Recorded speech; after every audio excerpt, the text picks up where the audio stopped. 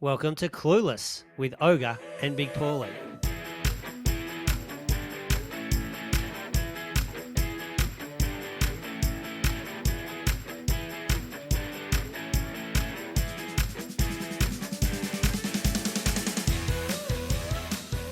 Welcome to Clueless. I'm Ogre and with me is Big Paulie. How are you, Big Paulie? Ogre, I am raring to go. We've had a few practices here, a couple of perhaps what they would call dry runs. And as you know, technology is not my thing. Funnily enough, last night in the pre-show preparation, I spent 4 minutes tapping the screen on the Mac computer here, wondering why it didn't work. And not being a Mac person, I finally realised you have to actually press the keypad and the mouse. So that wasn't a great start, and it hasn't Because improved you're an much. iPad man. I'm an iPad man, an Apple man, I think we call them, or whatever this thing isn't. Well, podcasting is a new world for us. We are previous radio stars in our own minds, obviously. Inner FM was our station 10 plus years ago, wasn't it, Big Paulie? We did that about 10 years ago, and I think we notched up 100 shows. And in the end, that probably worked out to be about 20 shows per listener. So we're on the march. We're well and truly on the march to increasing our listening ship, if that's how you call it. And we'll back over some old material from 10 years ago and maybe give it a new slant. Never gets old, surely. Never gets old, surely. And so, why are we doing this, Paulie, is a question that some may ask. And we've been a bit clueless, obviously, about how to set this up with all the tech. We're in different states as well. I'm down in Victoria, in Melbourne. You're up in Queensland on the sunny coast. Look at you. On the sunny Um, coast, which is actually not too sunny at the moment. Since we got up here a couple of weeks ago, I think I've seen the sun 4 times. It's bucketed with rain, and the locals say there's still a bit to come. So hopefully we'll see some sun and some warmth soon. But no, we're live here, ready to go. I've had my technical department take care of matters that I couldn't take care of. My 23-year-old son. He can assault that keyboard like no one I've ever seen, and thankfully he's got us to this stage where we're up and running. So besides the cash, Big Paulie, which is what we're here for, sometimes, people think we've got it all figured out. We've got life figured out. We've got stuff figured out. But deep down, let's be real, we don't. So that's why we're here, to share our cluelessness with others. Not just about us, though. Stories we hear, things we read, news articles, people, whatever really tickles our fancy, to enlighten our listeners. Plus, Big Paulie, here's the big plus of what we didn't do last time on radio. We're going to bring someone in each show who actually knows their stuff to set us straight and let us know what it's all about. So before we speak to them, we're clueless in the anticipation, hopefully, that after we chat to them, we'll be less clueless. That's the plan, Ogre? It's the plan, and not just us, our listeners as well. So we're going to do it. Could be anything and everything. Doesn't have to be someone we know. It might be something they do. And I think today, on our first episode, we're going to find that out very much with our guest today. So I think without much further ado, Big Paulie, I think we jump straight into it. Who is it? Who have we got, Ogre? Tell me. You haven't even shared this with me. We got a boxer. All right, Big Paulie. So we got a boxer. A boxer. And what do you know about boxing? Like a punchy, bang, bang. Punchy, bang, bang. Boxing. Well, Ogre. Well, I've had limited experience boxing, but when I was a youngster there, and I actually thought I could go okay. And so I went down to Jimmy Sharman's. It wasn't Jimmy Sharman; it was some other bloke. Anyway, he was a renowned boxing coach, and Jack Rennie it was down there in Essendon. So I waltzed into Jack Rennie as a strapping, I don't know, 14, 15-year-old, weighing, I don't know, 45 kilos, something like that. And Lightweight. strutting around the joint, thought I could go right. So after about lightweight or very lightweight, and after about 3 weeks or so, old mate Jack said, "Well, righto, Big Paulie." Well, it probably wasn't called that at the time, but I thought I was. He said, "Well, you Paul, you can fight that kid over there." And honestly, I looked at this kid. He was smaller, shorter, and weighed less than me, Ogre. So me thinking I could go all right, I thought, well, no problem here. I'll dust this kid off pretty quick, and we'll get back to what we're doing. Don't waste me time, Jack. And anyway, we get there and get to the corners, and a few people milling about, wanting to see what these two young skinny kids could do. And I thought, righto, the bell went, raised the hands, walked to the centre, touched gloves. I did, Ogre, and I thought, took one step back, and Ogre, I didn't get my hands up again before this kid hit me 4 times. And that was about the introduction I had to boxing. And look, because I was so talented, I was able to push him around and a bit bigger. I was able to, I was able to take him out in the end. But it was a very, very swift and rude awakening to boxing. And it's probably fair to say I didn't quite get down to Jack Rennie's very often after that. Retired undefeated. 1-0. You're 1-0. Well, it was 2-0 because that was the first experience where I won comprehensively, if you ask me. And the other time I won my second fight by 3 blocks. It was a little it was a You little hit the incident, road. perhaps not inside the ring. I hit the road, and I took off. And I'm mildly embarrassed to say it, but these good looks I've been able to hang on to for radio, and then that's about the other one. The only third fight I had, I did win that too. So I'm actually 3-0. The more I Oh, think you've about it, counted them. They're I hit endless. one bloke. There was 3 hits. Three. Well, it's three. There was 3 hits, Ogre. I hit him, he hit the deck, and the ambulance hit 100, and that was the end of it. 3 from 3. I am undefeated world champion in my own mind. Don't you worry All right. about Well, our that. guest today, he is also 3-0, but that is in the ring. Show your face. Come on. We've got Aurelio Agius. Let's make sure I've said that right. Have I said that right, Hey, Aurelio? what's going on? That's it, mate. Perfect. Aurelio, that sounds more like an actor from some romantic comedy from France or somewhere like that. That's a very romantic name. Welcome to Clueless. Thank you. I'm honored to be here, boys. Nicknames. Every boxer's got a nickname. Tell us what yours is. I've got a few actually. A few. Look, I like the Maltese Terror, but I'm gonna have to go with the 44-gallon baby lamb. Baby lamb. That's a mouthful. 44 Hang on, let's go back a step. What was the first one? The Maltese Terrier. Yeah, yeah, that's what's been going around at the gym. Yeah, Now, yeah, the Maltese Terrier. That's a few of the boys have been calling me that. But I've got a few. I'll see. well, just hang on a sec. The Maltese Terrier. Yeah. The Mal. Now, I'm a dog person, but my a Maltese Terrier, if I dig deep, is a little Yeah, fluffy little dog that's not very big and snaps at your heels. Is that about right? yeah, that's right. Yeah, that's about. That is about Uh, right. how Yeah, tall yeah. are you, Aurelio? I How think tall about are you? five. Bigger than a Maltese Terrier? I hope so. I'm about 5'4", 5'5". With heels on or Yeah, with heels on, I think I'll be taller. 5'4"? Come back. Well, he's obviously Yeah. Maltese, Big Paulie, but tell us the baby lamb. 44-gallon baby lamb. Yeah, a few of the boys at the gym were calling me the baby lamb because I missed out on my first. I was supposed to have a fight in February, but I didn't make weight, so we just turned it into like a sparring day, but slash expedition day. So they were like, they thought I was a bit scared. So I was like, look, I'm like, my dad calls me the barrel, 44-gallon barrel. I'm like, why don't I mix it in with what the boys are calling me at the gym and with what my dad calls me? So turned it to be the 44-gallon baby lamb. All right, so that's a bit of a mouthful, Paulie. Paulie, you work Yeah. on that just for a moment when you're introducing him into the ring in the blue corner. But you work on that. We'll come to that later. I will. But 3-0, 3-0, Aurelio. That's pretty amateur fighting. So you're wearing a helmet. Yeah. But the Yeah, tough, got the the He's tough helmet. 6'3" part would with be the you helmet do on. not know anything.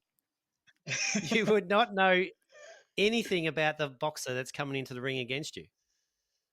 Nah, you find out all that on the week. So on the Thursday, you normally find out about who you're fighting, what gym. But you know, I sort of just keep away when their names pop up.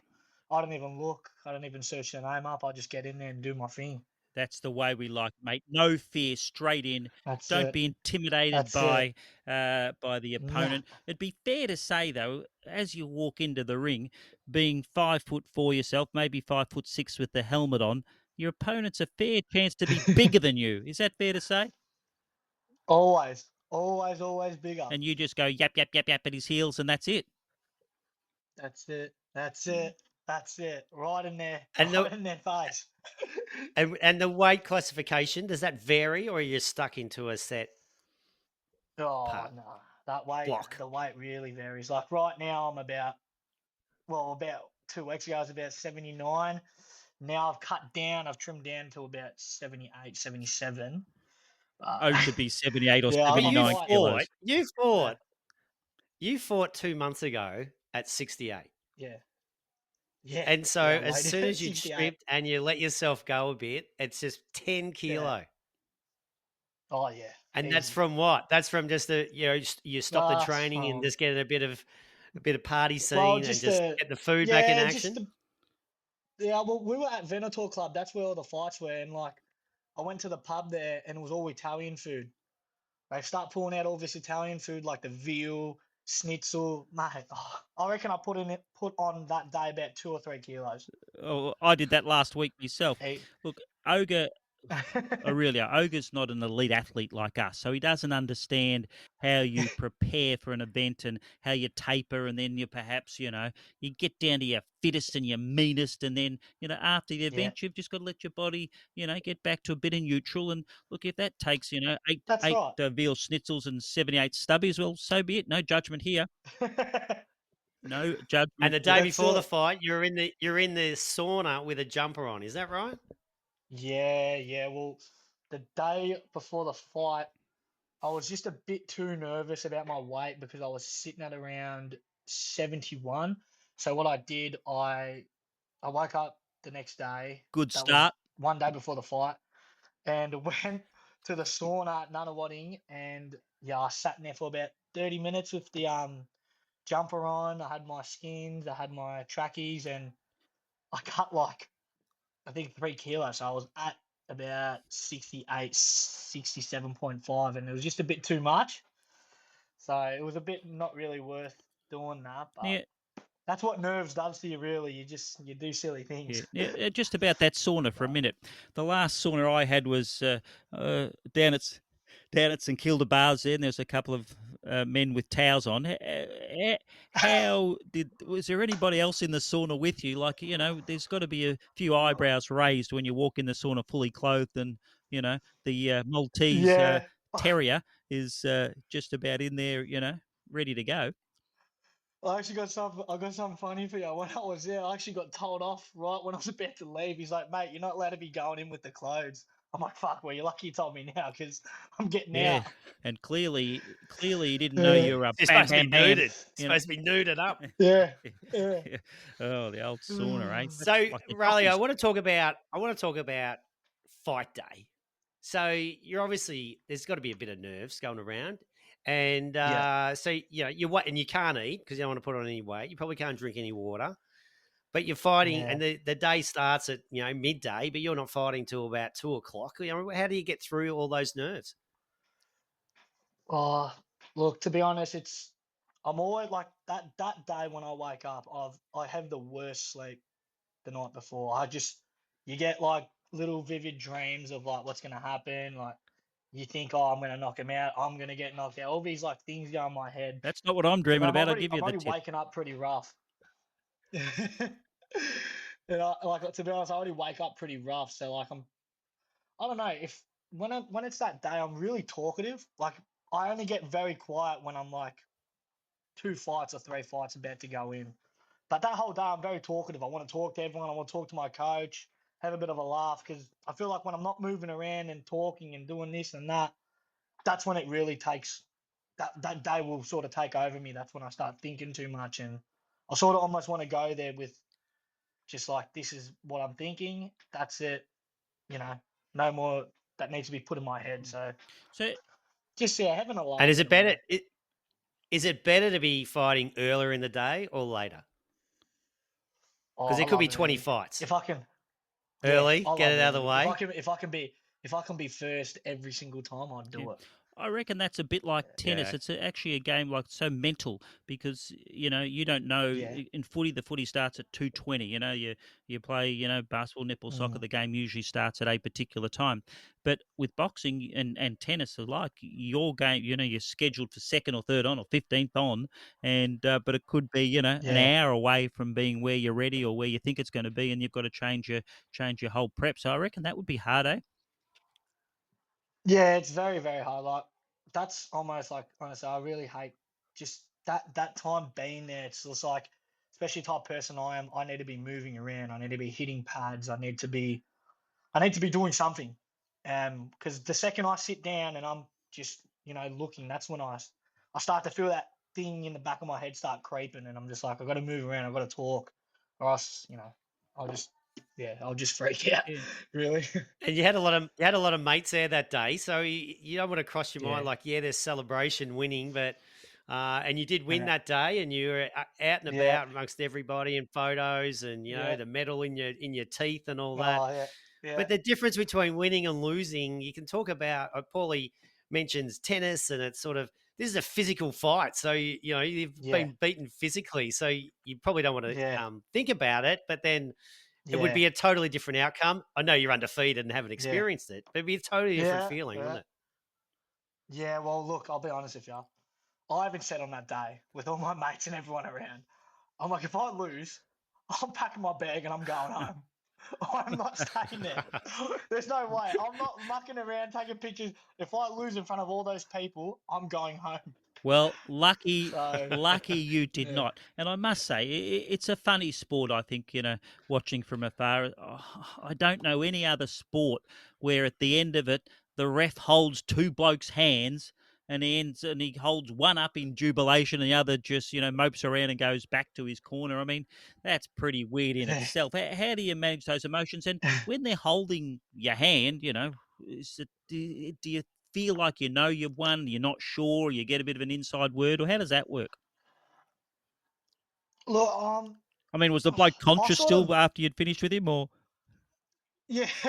To be honest, I wish I could have dealt with him a bit better. I wish I could have. There's always something I could have been always improving in myself, and I do feel like I improve every fight. But I don't know, this fight, there was all those.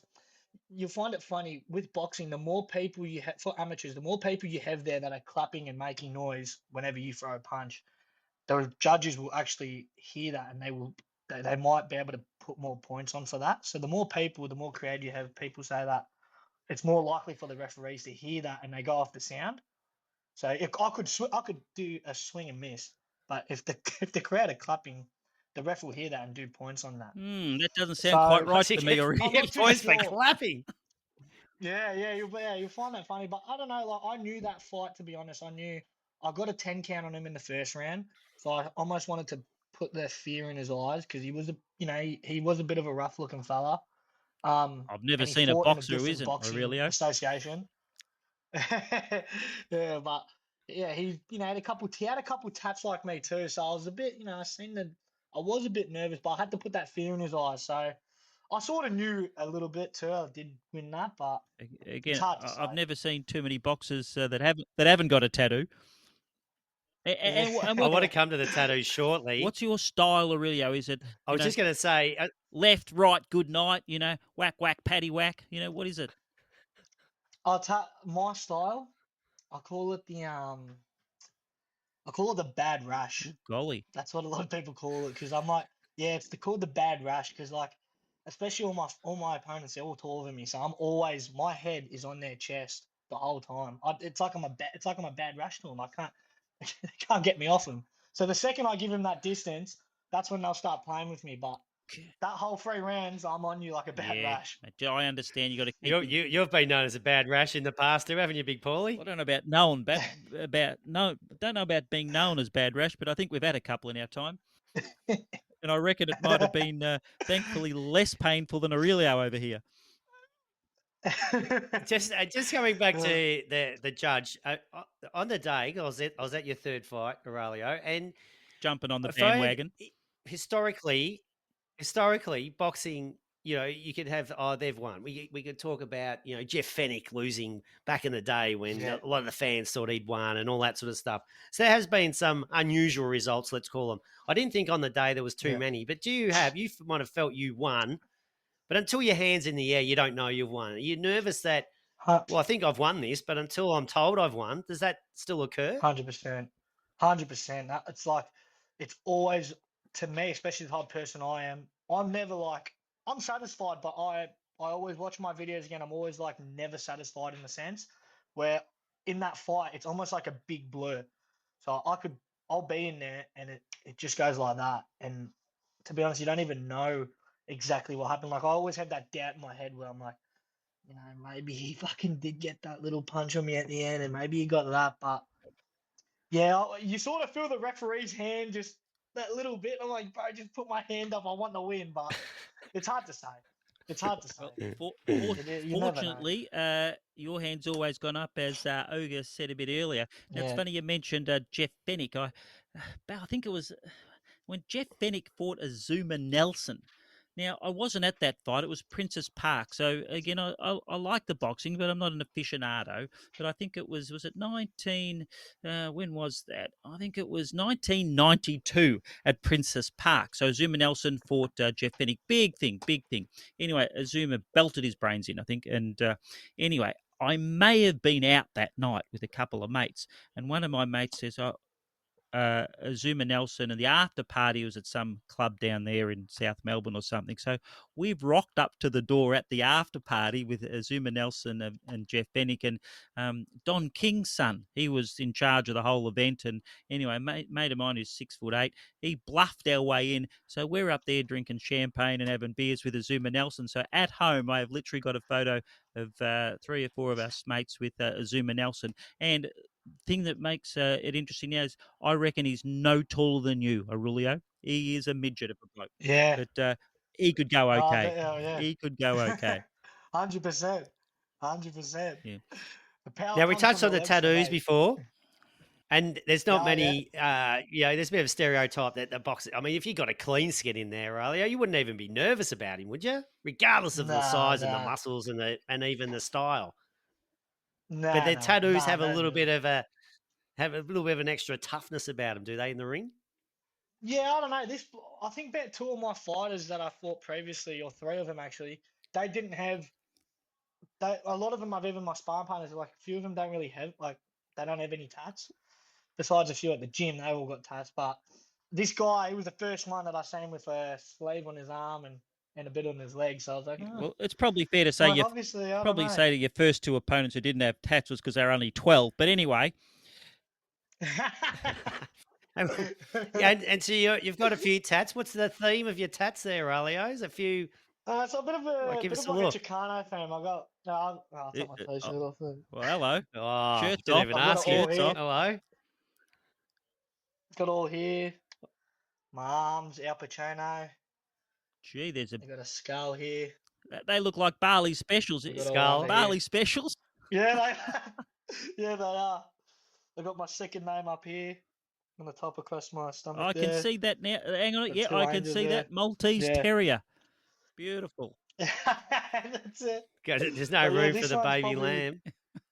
no, Oh, the that'll eight be on my ball. butt cheek Oh, the cover. eight ball. Okay. Yeah. Yeah, Now, so that's he has showed me that's this probably got tattoo the before. most. Big Paulie has Yeah, showed me the eight ball tattoo What? before. Now, he was yeah. playing a game of pool, and he was like, going, come on, Aurelia. And look, he was okay. I'll just give him an okay rating, Big Paulie. And he's pointed to his eight ball. I was like, what's that supposed to prove? You're any good? Now, to put it in perspective, Paul, he's probably better than you because I've That's seen not you hard. play pool before, and you're actually looking for a go in the ring, but you're the most annoying person in the room, and you'd nearly let him go into the ring and get bolted just for being so annoying as he's playing eight ball. But what is the meaning? It's not because you're a gun eight ball player, is Oh, it, Aurelio? no. It's far from that actually. Yeah, it was probably when I was about in grade 5 or grade 6, and You had tattoos since you were in look, grade I 5. was always a bit of a nah. I wouldn't be surprised I would have been allowed to, but I come back from school and yeah, I just had a bit like even when I was grade 5, grade 6, I was always just very annoying, and I had so much like I was very hypo. So I get home, I'm just pushing all my mum's buttons just to get under her skin and piss her off. Anyway, I must have done something real. I can't even remember exactly, but I must have said something or dropped the toast on the floor, dropped the plate accidentally, or pushed me rubber. Anyway, she lost it. So she just runs at me, and I run down towards the billiards room near the pool table. And I'm running around the pool table, running around, and she was mad. She had this look in her eye. She's like, I don't care what I'm going to do. I want to throw something. And there's an 8-ball pool sitting right there. And she grabs it, and she goes to pip it at me, totally misses, hits the glass, and I just look at her, I'm like, I didn't even know what to say. And yeah, that's that's the story. But she falls down crying, and I'm like, I don't know what you're crying for. You could have hit me in the head with the ball. I bet you one thing. Next time you didn't quite go out of your way to upset the Maltese mama. Nah, nah. That was the first and last. Yeah. Never again. Well, I'm just glad it's an 8-ball. An 8-ball sort of, you can have a gear stick, you can have a fluffy dice and all that. Yeah, Imagine if it was a 15. It's a bit that's of a right. nothing ball, isn't it? The 15, it'd be look shit Yeah, house as a tattoo on yeah, your inner elbow, wouldn't yeah, it? that's right. 15. What you got Yeah, 15 for? 100%. that, Nah, that, lucky nah, it there was a wasn't good the bowl pool she cue chose to sitting by throw me. the on the table as well. You could have worn that. Yeah, I know. I normally do leave the pool cues around around that table there too. So lucky you didn't grab that. And was mum happy that you got the 8-ball tattoo for her? She asked me, she's like, "What was it for?" And I'm like, "I'll let you think about Yeah. that." So you talk about your mum. How do parents and family cope with their loved one in the ring? Because obviously it's a serious Oh, sport, and and you can get hurt. yeah. Um, yeah. Look, the first time my mum watched, she was looking at the floor the whole time. Like she didn't even look.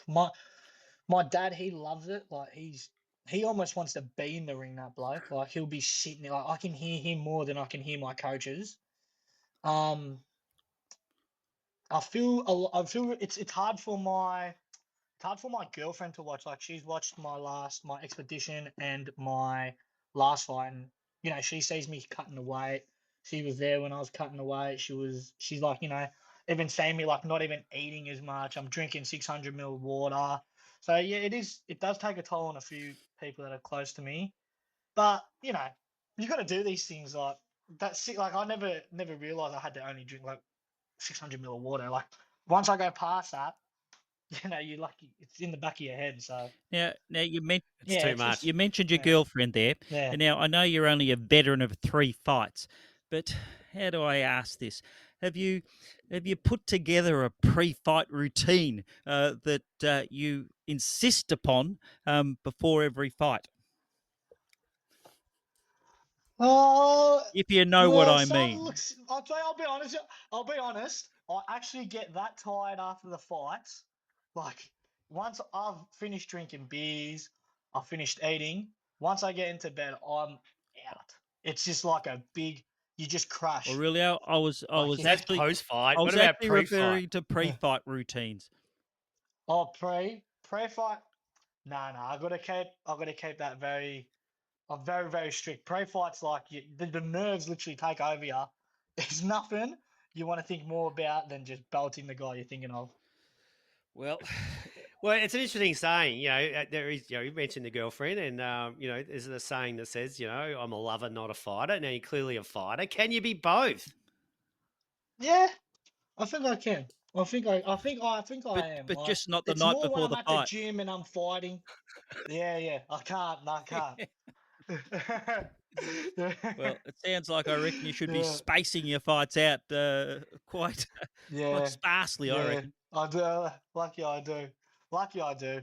I can't. I should be more active, but I think it's good just to do it every you know, I'm happy with at least right now. I want to get at least every 2 months or a month and a bit in. So So good. So you've got an upcoming fight then? yeah, I've got one hopefully coming in.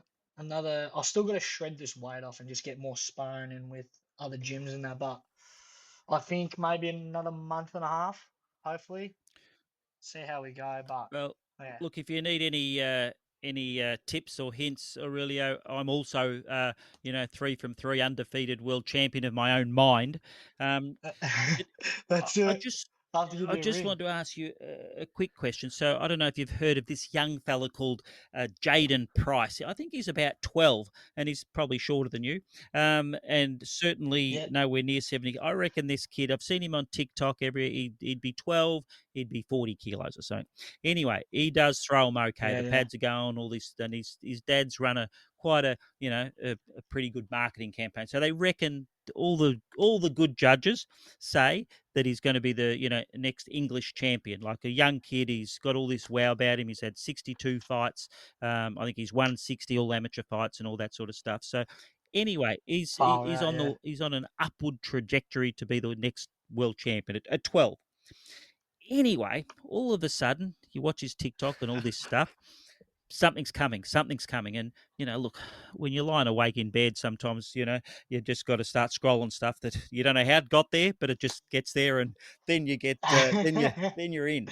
And anyway, after a couple of weeks, I'm watching these TikToks and the big announcement comes.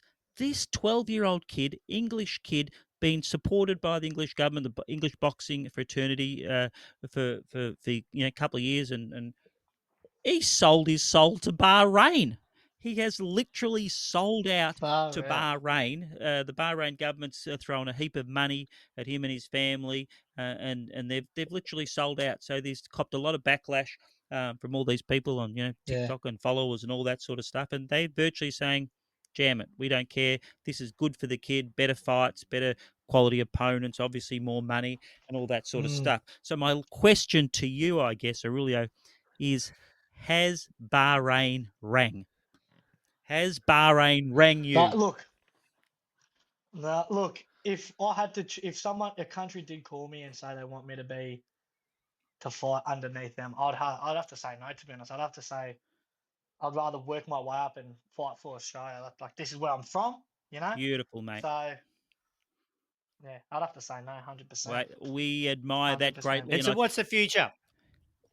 just one quick, just to What's the finish off on aim? that. That's very admirable, Aurelio. But look, just a little maybe. I know you're not going, but if you see on your mobile phone the area code Bahrain calling, just take the call and just see what they got to say. That's all I'm saying. Yeah, I'll just see what You happens. never I'll know. just see what Yeah, happens. You know, you you never never know. know. Ogre asks, what is the future for you? Where can we see you, one, fighting next, and The where, future. where do you see yourself landing over the next few years? Look, look. I'll be honest. What the sport has done for me, it's done so much. Like it, I've lost a bunch of weight. I've been more confident in myself. It honestly changed me as a person. The gym I train at, they're now like a second family to me. I'm so welcome to be there. Look, to be honest, I'm just happy being there, training every day, doing my best, and also even my coach really pushing me. It's like that I am going to be fighting for like a title or something. Like that's when I'm training there and I'm in fight, like a fight camp 2, 3 weeks before a fight. It feels like I'm going to be fighting for a title or something. So I think just me being there, I do like that feeling and all that. So look, I'm not too sure what the future will hold. I mean, I definitely have to be more active as a fighter. Definitely going to be having, at least a month, every month, having a fight in amateurs, getting those amateur record up. So look, I'm happy where I am right now. Just fighting whenever my brother wants to fight. Like I like fighting on the same card as him. So look, who knows? I might be coming up with some fella that's had about 10 fights, and he might be a tough fighter. And if I beat him, then I might be like, okay, maybe I do have a bit of a future in it. But we'll see what happens. Just playing it day by day, One really. fight at a time. You mentioned your brother, That's it. Lukey, Yeah, yeah, and so he's 2-0. yeah. And He's I was still on at the that, but fight. I was he's there. I good. was there. I was with your dad when he was fighting, and I overheard your dad say, he goes, he's very proud. He said he's more passionate about your brother because he's more humble. Right? And you're out Yeah, there, he Well, is. he's only two. doing your bit. He's a bit more relaxed than that. He's only won two. Yeah, yeah. Look, yeah. Well, look, Lukey, I found with him is that so we're very similar but very different. With me, I need that. I need to show. I need to put fear in someone's eyes. I need to be like all moving and that. My brother, he just looks at him and he's got that intimidating look about him, but he's just how do you say, he's very calm. He'll sit down before the fight and almost goes into like a Zen mode or something, or I don't know what you call it, but he's very calm and relaxed. With me, I can't sit down. I've got to move. I've got to hit pads. I've got to sweat. With my brother, he doesn't want to move around. He wants to be calm, relaxed, and it's just how he is. Until he We're very wins. similar but very different. That's He right. lets Until he go when he wins, then it's wins. all game there. That's right. But my last question for yeah. you, Aurelio, who would win out of you and your brother at the same weight? Their mother. I can't. Oh, I can't. I don't know. I would never look if they asked me and Lukey to ever fight. I'd decline that like 100%. I'd say no, but I don't know. Maybe Lukey's good, man. He got that. He's hit me a few times, and I'm just like, fuck. I'm saying a few stars, but I don't know. It's hard to say. It's just whatever day's better. Whoever hasn't worked as hard during the day might do a better sparring session. Well, hopefully, best you don't fight each other because the Maltese no way. mama will separate you with an 8-ball, I reckon. Oh yeah. That'll break my mum and dad's heart us doing that, but nah, never. Well, You never Ralph, fight me, brother. thanks so much for joining us, mate. Really Nah, that's appreciate the right. insights Pleasure to into be the on you. boxing world. Paulie talks about his, Jimmy Sharman / whoever the real guy Jack was. Rennie. He just made that. Jimmy Sharman's been around. Yes, Jimmy Sharman was back in the 40s, wasn't he? We're taking the not that soldiers old. around to the Yeah. country towns. But yeah, we know you're not. Yeah, he makes out he knows a bit. He No. obviously Googled a bit of action or probably Wikipedia for Paulie. But he's a TikTok fan. But I think you have introduced us to a lot of insights into the boxing, not just for me. Big Paulie say you'll know more than me, but for our listeners and hopefully potential lots of listeners that we just grow and grow and grow and keep replaying some of this in the years to come, mate. But thanks a lot for joining us tonight. The good news is that's all right. My we pleasure. were clueless before chatting to you, and honestly, we could chat for hours, and there's plenty more we could learn. But we are now less clueless in talking to you, and I just want to, I can't wait. Maybe I'll come and watch you fight with Ogre, and I can hear him now. They say 100%. in the blue 100%. corner, weighing no more than a recently retired jockey, tipping the scales at a generous 58.6 kilos, and standing at 5'3" with his helmet on, and just glad here fighting for the $100 purse. Welcome to the ring, the Maltese Terrier. That's it. Good luck, and we will follow your career with great interest. Thank you, boys. Thanks, Ralph. Thanks for joining us, mate. Thanks, brother. See you, boys. See ya. Ciao, ciao. Well, ciao. Well, Big Paulie, how was that for our first interview? Mate, we didn't have any time for Aurelia an ad. Agius, boxer. Yeah, look, we joke around and build some in. We joke around, but that is a serious sport, serious dedication, serious fitness, and he's in a great state physically and obviously mentally as well. So full admiration for Aurelio. And I laughed how he was down at the sauna, and they told him on the way out he wasn't allowed to wear clothes in there. He'd been in there for 2 hours, sweating out 3 kilos into his jumper and his trackies and his skins. Yeah, it's a bit like a bloke yelling abuse from 100 feet away and keeps on running, eh? After the event. That's it. Well, that's why you won by four blocks, mate. It was only 3. 4 blocks. Well, that is our first guest, and we've got plenty more wound up. So it's been a great first show. We love you to join us. We've got plenty more stories, some of them true, some of them made up. It's up to you to work out which ones are true. But for now, we're clueless. And thanks for listening, and thank you, Big Paulie. Thank you, Ogre, and good night.